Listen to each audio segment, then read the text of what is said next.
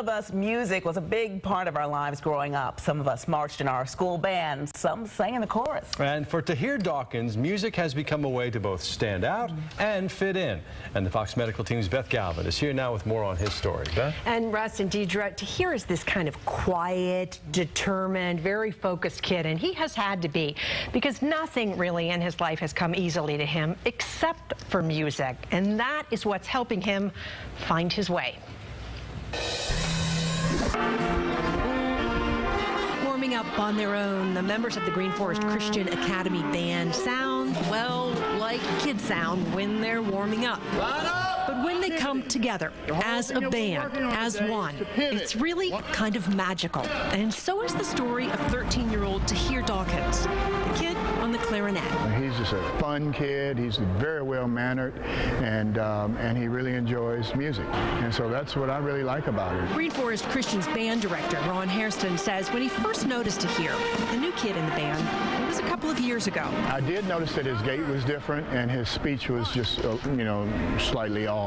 And but once we started playing and I realized that he was a good musician, it didn't matter to me.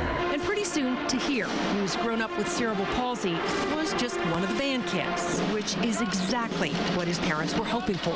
They don't let him feel or look like he's, you know, anyone different.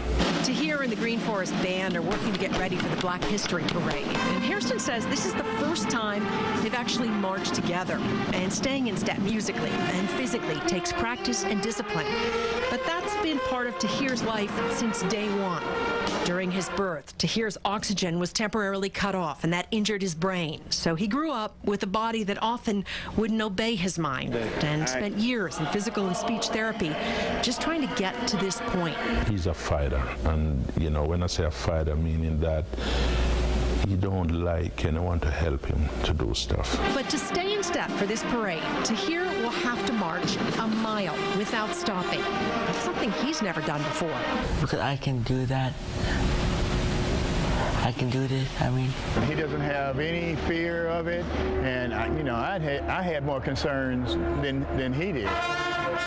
On the day of the parade, you can see Tahir on home video marching through the streets of downtown Atlanta. It went good. He made it all the way to the end.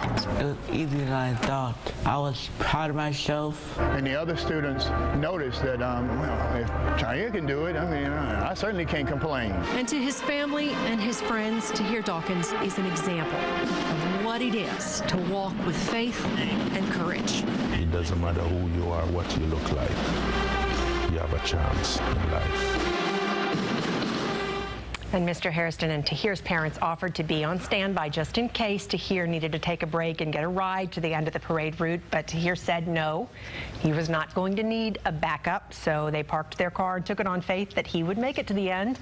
And Russ and Deidre, he made it to the end. He said he wouldn't need help. Great. He didn't need help.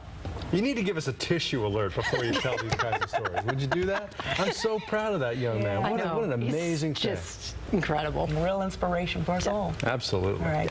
Thank you, Beth. Thanks, Beth.